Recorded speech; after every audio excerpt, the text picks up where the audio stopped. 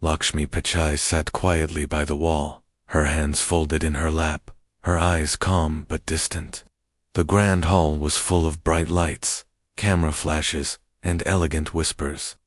Men and women in fine suits moved like they were gliding, all heading toward one magnetic figure, Sundar Pichai. Today was a special evening. The hall in New Delhi was hosting one of the biggest events of the year. Sundar Pichai had flown in from the United States. Journalists waited with sharpened questions. Ministers sat with fixed smiles. The stage was dressed in gold and cream. The cameras were already rolling. Lakshmi, Sundar's mother, had been given a seat in the far corner, not in the front row with the CEOs or politicians, not near the center, where she could hear her son speak clearly. She was placed just close enough to be seen, but far enough to be forgotten. No one noticed her, not the security staff, not the media, not even the organizers who had sent her the invitation with a line that read, "Family seat, Section C." She didn't complain, not once. Her sorry was old, but pressed.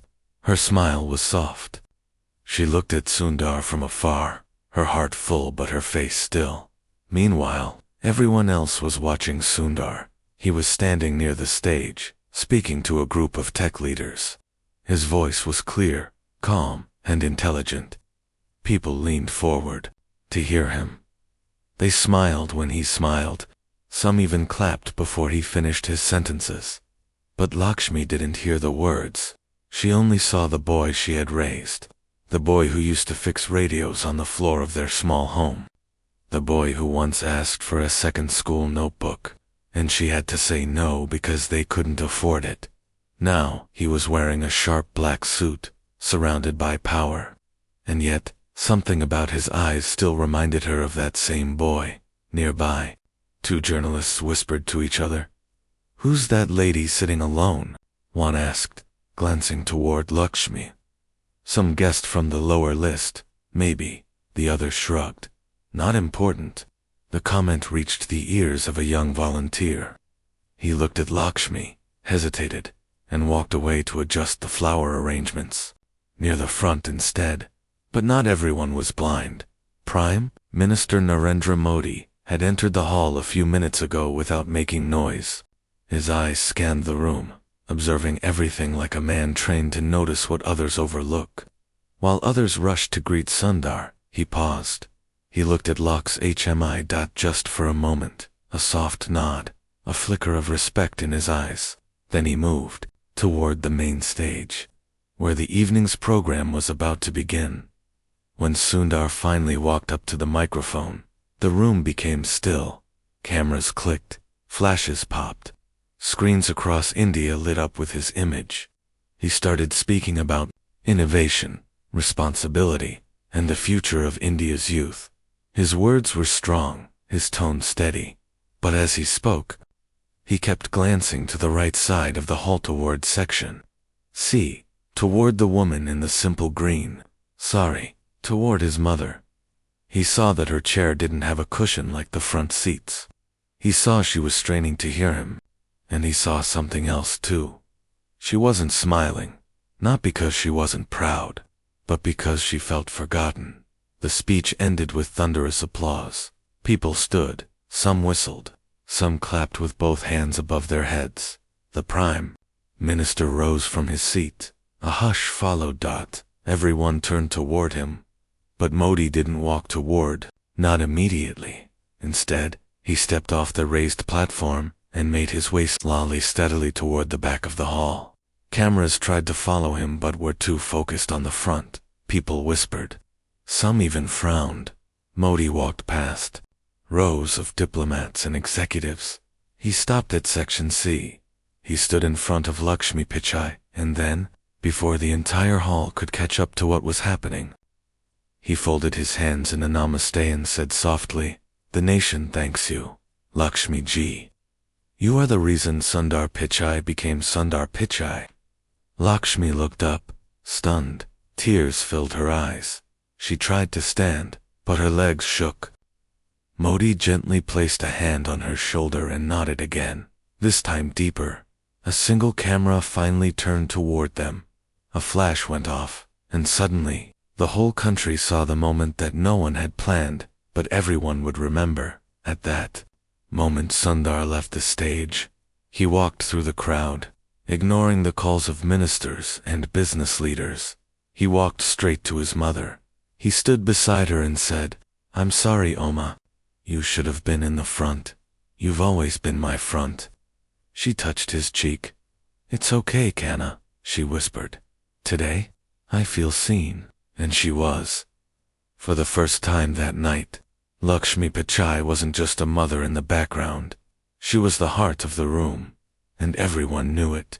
The next morning, the image was everywhere. It wasn't the usual photo of Sundar standing at the podium or shaking hands with ministers. It was a different one, more human, more raw. It showed Lakshmi Pichai in a plain green sari, her hands still in her lap, and Prime Minister Modi standing before her, head slightly bowed. Sundar stood behind her, his eyes lowered, his mother's hand on his cheek. The caption that spread the fastest was simple: "True greatness begins at home." Across India, millions paused. It wasn't just about Sundar anymore. It was about the woman behind him, the years no one saw, the sacrifices no one counted. By mid-morning, news anchors were replaying the moment in slow motion. Social media exploded, with posts about unsung mothers. Hashtags like #Lakshmi Pichai and #Behind Greatness started trending. The Prime Minister's official page shared the image too, with a short note, honoring the silent pillars of India, the mothers who raised giants in small homes. Lakshmi sat in her hotel room, confused by the sudden wave. Her phone kept buzzing. Calls from distant relatives, messages from old neighbors, even a few from women she had never met, all thanking her, calling her an inspiration. She didn't know how to respond. She had never wanted attention. She had never thought of herself as anyone special. For her, greatness was Sundar coming home once a year with a smile. It was seeing him healthy. It was knowing he had eaten well, that he still remembered how she liked her tea. But now, strangers were crying over her picture at that same moment. Across the country, something else was happening. In a small classroom in Bengaluru, a young girl named Sneha stared at the newspaper in her hand. Her classmates were giggling behind her. One of them said, "Look, Sneha, she even wears her sari like your Uma." Sneha didn't reply. Instead, her eyes stayed fixed on Lakshmi's picture. There was something in the way she sat, calm, proud, grounded, like her own mother, who cooked breakfast at 4 a.m. before going to clean offices. For the first time, Sneha felt something warm rise inside her chest. Not shame, not hesitation, but pride. Her mother mattered. Maybe not to the world, but to her. And now, maybe two more. Back in Delhi, Sundar sat beside his mother at the breakfast table. She was quiet, her hands still wrapped around her teacup. "Amma," he said gently, "do you want me to speak to the organizers? Maybe they can stop showing the photos so much." She shook her head slowly. "No," she said. He looked at her, surprised. "I thought you didn't like being in the spotlight." "I don't," she replied. "But maybe other mothers need to see this." He sat back in his chair, thoughtful. "Why now?" he asked. She looked at him. "Because I see too many women in the shadows. Too many girls thinking they are only worth what others let them be. If this picture helps even one of them stand tall, then let it stay." Sundar said nothing for a long time, but something shifted in him. His mother wasn't just his strength. She was becoming a symbol for others too. Later that day, Lakshmi and Sundar attended a quiet event at a local school. It wasn't part of the official schedule, just a small visit requested by the principal, a woman who had grown up in the same town as Lakshmi. The children had decorated the hall with paper flowers and handmade signs. One banner read, "Welcome Amma of India's pride." Lakshmi's eyes welled up, but what moved her most wasn't the banner. It was a small boy in the third row. His shoes were torn, His shirt was 2 sizes too big, but when he stood up to speak, his voice was clear. My mummy works at the bus stand, he said. She sells chai. People never look at her. But yesterday, I saw this photo, and now I want to tell everyone my mummy is a hero. The room fell silent. Lakshmi rose from her seat. She didn't plan to speak. She had never liked microphones, but something inside her stirred. She stepped to the front, and with a trembling voice, she said, being strong doesn't always mean being loud. Sometimes, it means holding your pain quietly, so your children can walk freely. Your mothers are not less. They are your foundation. There was no applause, only silence, the kind that says everything then. One child stood, then another, and soon, the room was on its feet, not clapping for Sundar, but for Lakshmi, outside the hall. Sundar looked at the old scooter parked near the fence that it reminded him of his childhood. His mother used to ride behind his father, holding bags full of groceries and books. It was a hard life, a quiet one, and yet, out of that silence came strength that carried him across the world. He took a picture of the scooter and sent it to his wife with a message. Never forget where we come from. Never forget who built us. As the day ended, the sun dipped low behind the Delhi sky. Lakshmi sat by the window of her hotel room. Sipping tea, she watched the light fade. The city slowed down. A soft knock came at the door. Sundar entered and sat beside her. Double quotes, AMMA, he said. Would you come with me tomorrow?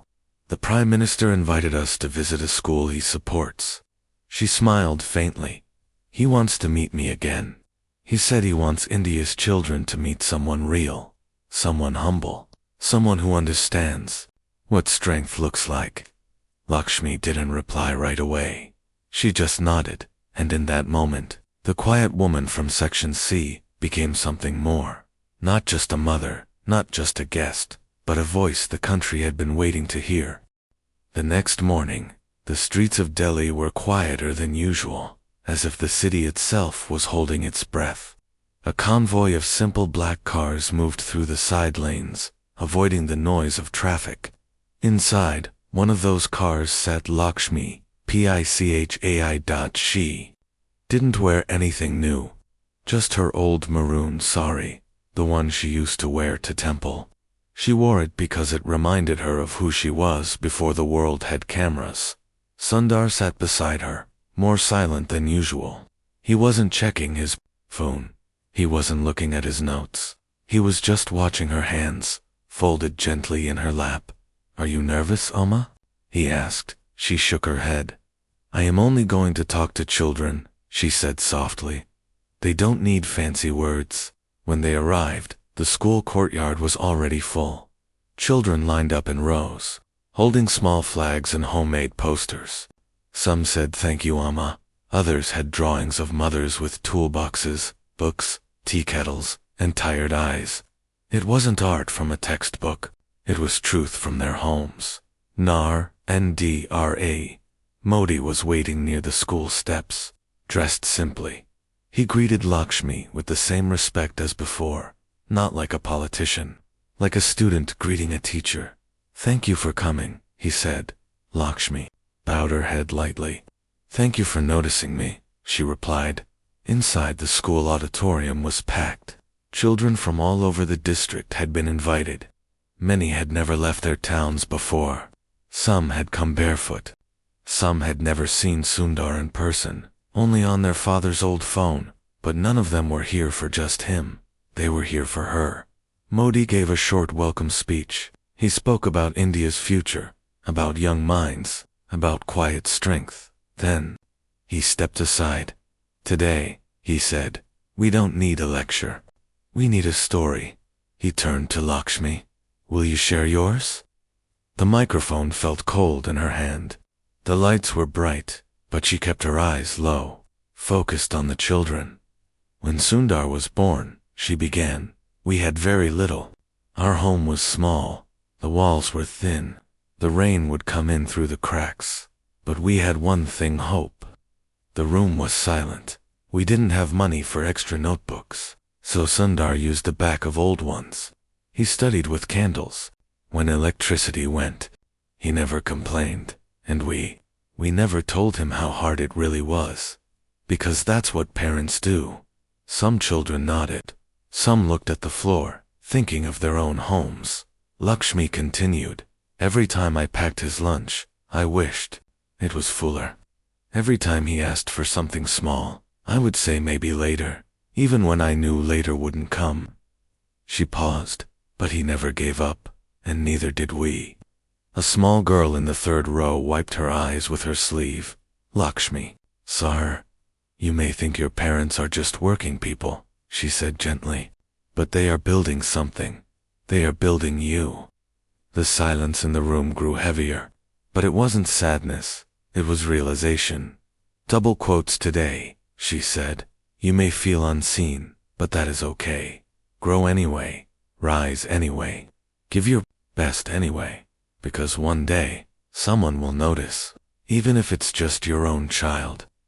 Tears rolled down more cheeks now, not just the children's, teachers, guards, drivers standing at the back. Even Sundar looked away for a moment, hiding the shimmer in his eyes. When she finished, she didn't expect applause, but what followed was something deeper, a slow, steady, rising from the seats. One by one. The children stood up. They didn't cheer. They just stood still, like a quiet army of dreams, outside. As they walked back to the car, Sundar looked at his mother and said, I've given speeches in so many places, but I've never seen anything like that. Lakshmi didn't answer. She only said, they remind me of you. He smiled. Not the polite one he used for cameras, the real one. The one he used as a boy, when she made him his favorite lemon rice. As they pulled away, Modi leaned toward one of his advisors. Did you feel that? He asked. Feel what, sir? The advisor replied. The ground shift, Modi whispered. That woman just planted something in their hearts that no policy ever could. News of the speech spread quietly at first. A few reporters covered it. Some schools shared it on social media. A short clip began to go viral, the moment Lakshmi said, grow anyway. Soon people started quoting her. Companies printed it on posters. Students wrote it in their notebooks. Even a popular singer used it as the chorus of his new song. But Lakshmi didn't care about any of that. She only asked one thing. Can I visit my old home before we leave? The next day, they drove to Chennai, down the narrow lane where she and her husband had once lived. The house was still there. The paint was peeling. The gate was gone. But the tree she planted in the corner was taller now, its roots strong. Lakshmi stood in the yard, touched the wall gently, and whispered something in Tamil. Sundar didn't understand all the words, but he felt their meaning. He reached out and touched the same spot on the wall. You think it's still ours? He asked. It never stopped being ours, she said. They stood in silence, the same silence they had once lived through, and now, the same silence that had carried them all the way here. In the distance, children laughed as they chased a kite. One of them pointed at Sundar wide-eyed. Is that really him? The boy whispered to his friend. But before they could run over, they saw the woman next to him, the same woman from the photo, the one who had become more than just a mother. She was now India's voice of quiet strength. It was a quiet morning in Chennai. Lakshmi sat on the edge of the old cot in her childhood home, watching the sunlight fall through the rusted window grill. The city noise was far away. The air smelled of wet earth and jasmine. She hadn't felt this kind of peace in years. On the small wooden table beside her was a stack of letters, not typed emails, not printed cards, real letters, handwritten, folded with care. Most were in envelopes without stamps, delivered by hand or local volunteers. Sundar walked in with 2 cups of tea and placed one beside her. More letters? He asked. Lakshmi nodded. Her fingers brushed the top envelope gently. Amma, Sundar said, sitting beside her, do you know how many people have written to you? She gave a soft smile. I don't need to count, she said. Even one letter from the heart is enough. But she opened one anyway. The letter was written in shaky handwriting. From a girl named Anjali, in a small village in Madhya Pradesh. Dear Amaji, it began. I saw your picture on the wall of my school. I asked my teacher who you were. She said, you are the mother of the man who speaks with Google. But I don't know what Google is. I only know your eyes looked like my mother's when she stands at the stove. The words were simple, the message deep. Anjali went on to describe her life, how her mother worked in the fields, how they shared one plate for dinner, how she wished her mother would sit and rest, just once. But after hearing you speak, I told her she is my hero. She smiled. It was the first time I saw her smile without hiding it. Tears slipped down Lakshmi's cheeks. She folded the letter slowly, as if it were a prayer. Sundar saw her face and said nothing. He knew when words could not reach what the heart already held. Later that afternoon, Lakshmi visited a community center on the city's edge. It wasn't planned, just a request from a local teacher who had seen her interview on television. The children are not used to guests, the teacher said nervously, especially not someone famous. Lakshmi smiled softly. I'm not famous, I'm just a mother. When she entered the room, the children froze. They had seen her picture in newspapers, heard her voice in songs. To them, she was larger than life. But in person, she looked like someone's grandmother, someone kind, someone who might bring sweets in her bag. She asked them to sit close. She didn't use a stage. Tell me your names, she said. One by one, they did. Then she asked, what do you dream of becoming? A boy raised his hand. A cricketer. A girl whispered, a pilot. Another said, I want to own a bakery. Lakshmi nodded after each one, repeating their dreams out loud, as if sealing them with belief. Then she said, you know, when Sundar was your age, he wanted to build radios. We didn't know what he'd become. We only knew we had to keep him moving forward. The children leaned closer, and sometimes, she said, moving forward means falling, standing, then falling again. But every time you get back up, you grow taller in ways no one can see. Her voice was calm, but it entered them like fire. Not wildfire, but the kind that keeps you warm on cold nights, before leaving. She gave them one last message. When you go home, hug your mothers. Tell them you see them. Even if they don't show it, they will carry your words forever. That evening a video of her visit went viral, not because of media, but because one of the children's elder brothers recorded it on a second-hand phone and uploaded it. People shared it across cities. She doesn't speak like a leader, one comment read. She speaks like my Uma.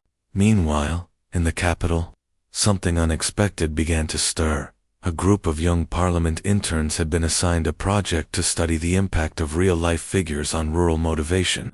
They were expected to make charts and graphs. Instead, they brought up Lakshmi. This one woman, one intern said, has inspired more school attendance in a week than 3 government campaigns. An older minister laughed. She's just a mother. Yes, the intern replied, and that's exactly why she works. The prime minister, who happened to overhear this, didn't laugh. He said, then maybe it's time we listen to more mothers. And just like that, a quiet idea was born. A week later, Lakshmi received a call. She was invited to a new panel, one that would advise the government on family and education issues in rural India, not as a politician, not as an academic, but as a voice of lived truth. Lakshmi was stunned. Me? She asked Sundar. I don't know anything about committees. Amma, he said with a smile, you've been managing one your whole life. Our home. At the first panel meeting, she was the only one who didn't bring a laptop. She brought a small cloth bag, a notebook, and 2 pens. When she spoke, the room listened, not because her words were technical, but because they were real. Children don't need perfect schools, she said.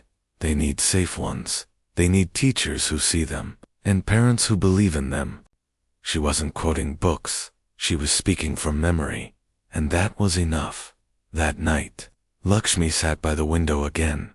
She looked up at the moon, glowing quietly in the sky. I never wanted any of this, she whispered to the night. I just wanted my son to be okay. From the next room, Sundar heard her. He smiled, and in his heart, he knew. She wasn't just okay. She was becoming a light for millions, a light that never asked to shine, but did, anyway. It began with a chair. A plain wooden chair, placed in the center of a school courtyard in a dusty village on the edge of Rajasthan. There was no stage, no banner, no microphones, just the chair. The villagers had gathered because they heard someone special was coming. Not a minister, not a celebrity, not a police officer, a mother, Lakshmi, Pichai. By now, her name had traveled far. Not by force, but like rain carried on the wind. Gentle, quiet, necessary. School attendance in rural areas had jumped. More girls were being sent to class instead of chores. More mothers were walking their children to school gates and staying long enough to speak with the teachers. They weren't afraid anymore. Someone had reminded them. They mattered, and that someone was coming to sit among them, not above them. Among them, Lakshmi arrived in a small car, wearing a cotton sari and carrying a notebook wrapped in cloth. She didn't have security. She didn't need it. The crowd parted for her with respect, not fear, as she sat on the chair. The headmaster offered her a shaded seat with a plastic fan. She shook her head. Let me sit where the mothers sit. And so she did, surrounded by women with cracked hands, tired eyes, and strong hearts. The meeting began. It wasn't like a formal event. No long speeches, no formal agenda, just stories. A mother named Seema spoke first. My daughter wants to become a nurse, she said. But my husband says no. He says girls should not go far. Lakshmi listened quietly. Then she said, my son went far because I let him, not to leave me, but to find himself. If you hold your child back, their spirit dims. Seema nodded slowly. Then another woman spoke. I wake at 4, work till night. But my son thinks I am lazy because I don't wear nice clothes. He says I embarrass him. Lakshmi's eyes softened. Then, remind him, she said, that it takes more strength to wash clothes by hand than to type words on a screen. One by one, they spoke about pain, about sacrifice, about silence, and Lakshmi replied to each story with patience and truth. By the time the meeting ended, a small circle had formed. They called it the Mother's Council, not an official name, but one that grew from the soil, like something meant to last. Word of the council reached other villages. Soon, similar gatherings began popping up. Women sat together after school hours, sharing tea and thoughts. For the first time, they weren't just mothers. They were teachers, protectors, builders. Lakshmi began traveling, not as a leader, but as a listener. She didn't give orders. She asked questions. What do you need? What do your children dream of? What do you wish someone told you when you were young? The answers filled her notebook, pages and pages of truth. She carried that notebook everywhere, even to the capital. One day, she stood before a room full of lawmakers and advisors. All eyes turned to her, not because she was loud, but because she didn't try to impress. She opened her notebook and began to read. One girl wants shoes that don't fall apart in rain. One boy wants his father to stop drinking. One mother wants a safe road to walk her daughter to school. One teacher wants chalk, not tablets, not boards, just chalk. Her voice was steady. The future is not built by machines. It's built by the people we forget, but who never forget us. Silence filled the room then. Quietly, the Prime Minister stood. Make her notebook a blueprint, he said. And so, it began. A new initiative. Small changes. First, chalk delivered to remote schools. sewing kits for mothers to teach and earn, workshops for young fathers to understand what respect means, cleaner toilets, safer paths, warm meals cooked by local women, paid for their time. The name of the movement, Amma Listens, not designed by an ad agency, not painted in bold letters, just whispered in streets, double quotes AMMA listens, so speak. Lakshmi never took credit when asked. For interviews, she often declined. When asked for awards, she smiled and said, "Give it to a mother who cannot be here." But she kept moving. Village to village, heart to heart, carrying her notebook and her stories, reminding people that greatness doesn't always stand on a stage. Sometimes, it sits on a wooden chair under the sun. One night, in a small railway station in Maharashtra, a woman approached her. She wore a faded sari and had a baby on her hip. "Amma," she said, "I just wanted to say, thank you." Lakshmi looked at her kindly. "What did I do, dear?" The woman's eyes filled with tears. "Because of you, my daughter goes to school now. And yesterday, she wrote me a letter, just like the ones you read." She reached into her blouse and pulled out a crumpled paper. Lakshmi opened it. It was written in broken lines, full of spelling mistakes, but the meaning was clear. "Amma, you are my hero.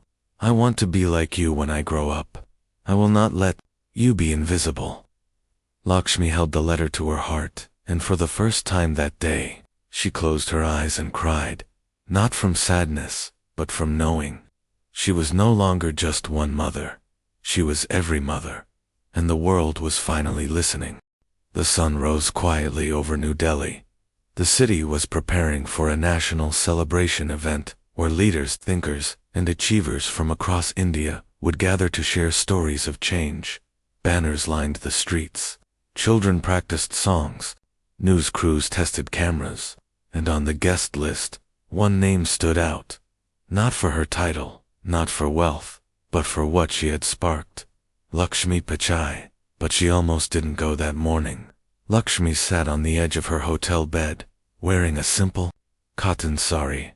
Her hair was tied back like always. Her notebook rested on her lap. She flipped through the pages, each filled with stories from villages, mothers, children, teachers' real voices. She had been asked to speak at the center of the stage. A big screen would project her image. Millions would watch live. She wasn't sure if she belonged there. Double quotes, AMMA Sundar said. Walking in, "They didn't invite you because you're famous. They invited you because you made India listen." She didn't answer right away.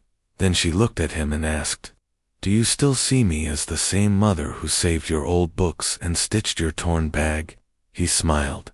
"I see you as more now, but only because you showed us what more can mean."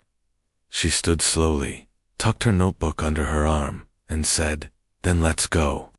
The hall was packed. The lights were bright. The screens glowed with words like progress, resilience, and voice of the people.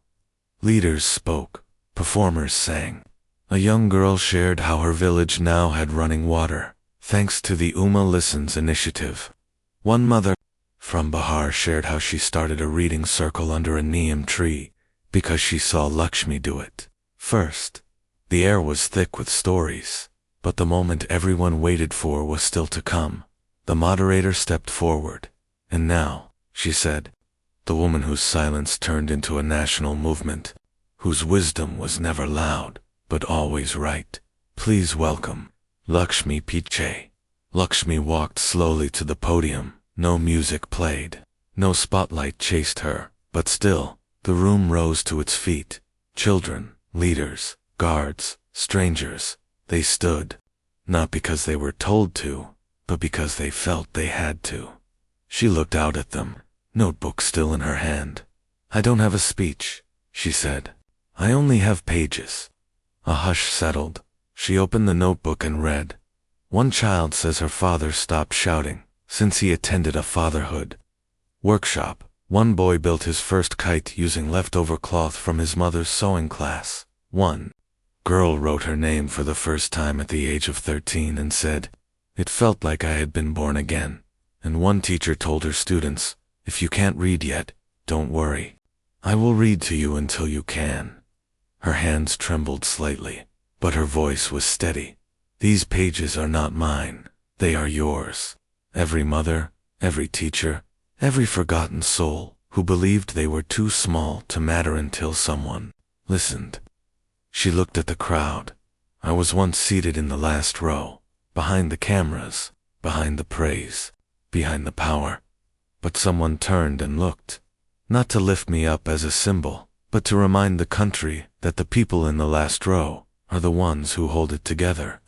Tears glistened in the eyes of many.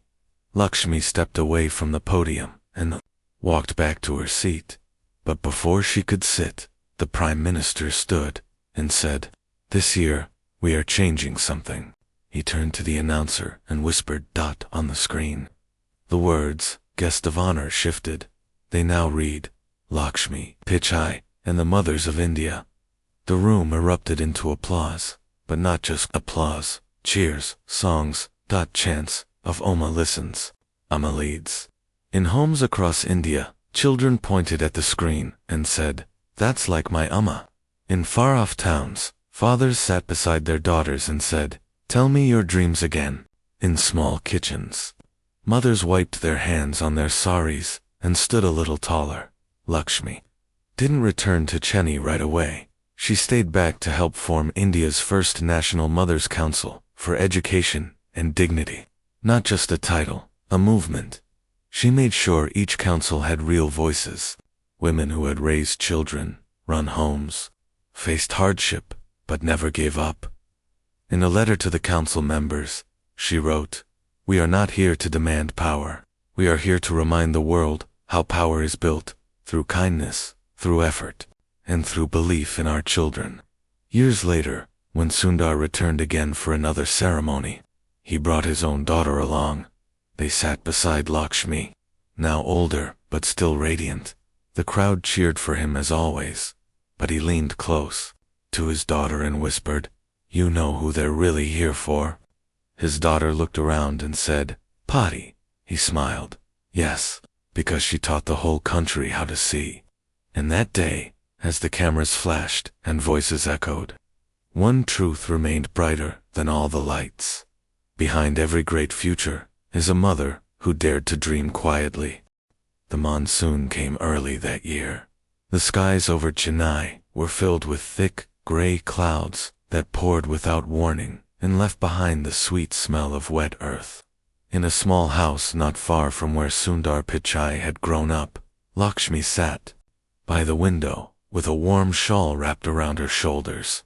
Her notebook, the same one she had carried for years, was nearly full. Its pages held a country's soul, voices from every corner of India, written in different languages, by different hands, but all carrying one shared truth: we matter. Sundar had flown in again quietly, without cameras, without press, just a son coming home. He sat cross-legged on the floor beside his mother as she turned the final page. "Amma," he said gently, "do you want a new notebook?" She smiled faintly. "No, Kanna. This one is almost complete. One story left." She reached for a letter from the top drawer of her small wooden table. It was crumpled, clearly opened and read many times. She handed it to him. "Read it to me," she said.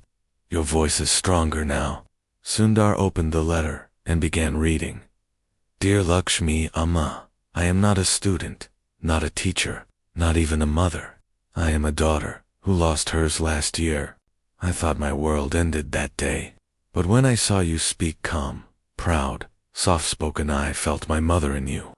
You reminded me that love does not disappear. It changes shape. Now, I teach in my mother's name. I keep her alive through every child I guide. Thank you for showing me that motherhood is not only about giving birth, it's about giving strength, even to strangers." Sundar paused. His voice broke a little. Lakshmi closed her eyes and whispered, "That was the story I was waiting for." Weeks later, the National Archives reached out to her. They asked if she would be willing to donate her notebook. They wanted to preserve it not in a museum, behind glass but as part of an open archive, where students, teachers, and dreamers could read it freely. Lakshmi agreed, under one condition: don't lock it away. Let them touch the pages, feel the ink, see the tear stains. The archivist nodded slowly. We'll treat it like a prayer. On the day the notebook was displayed, leaders from across India gathered for a quiet ceremony. There were no speeches, just readings from its pages. A girl from a village school in Orissa read a line aloud. Hope is something you pack in your child's bag when you have nothing else to give. A boy from a migrant family in Gujarat read, my mother walked behind me so I could walk forward. She never once asked me to look back. Tears ran freely that day. Not tears of sadness, tears of recognition. The movement Lakshmi started had become more than a campaign. It had grown into a living force. Local councils of mothers formed across districts. They helped shape school menus, design safe routes for girls, plan evening classes for fathers and sons to talk, to listen, to understand. Colleges started holding Mother's Hour, where parents, not just students, shared how they survived, how they raised, how they failed, and how they still kept going. One university even introduced a course called Wisdom from Uma, based on the teachings from her notebook. As for Lakshmi, she remained the same. She still made her own tea, still wore simple Sarah E.E.S., still walked without fanfare. But when people saw her, they stood not out of duty, out of love. On a quiet morning 2 years later, Lakshmi passed peacefully in her sleep. No headlines screamed, no banners flew, but that evening, across the country, candles were lit in kitchens, in schools, in railway stations, in huts, in glass towers. Sundar wrote a short message. My Uma is gone from the world, but her voice is in every school bell that rings, in every mother who whispers, go ahead, I'll walk behind. She didn't change India with speeches. She changed it by listening, and now, India listens too. A statue was never built in her name. Instead, a simple bench was placed in the courtyard of a village school, under a banyan tree. On it, carved in soft script, she sat here, she listened, she believed. And every morning, children sit there, they open their books, they open their hearts, and sometimes, they whisper, thank you, Amma.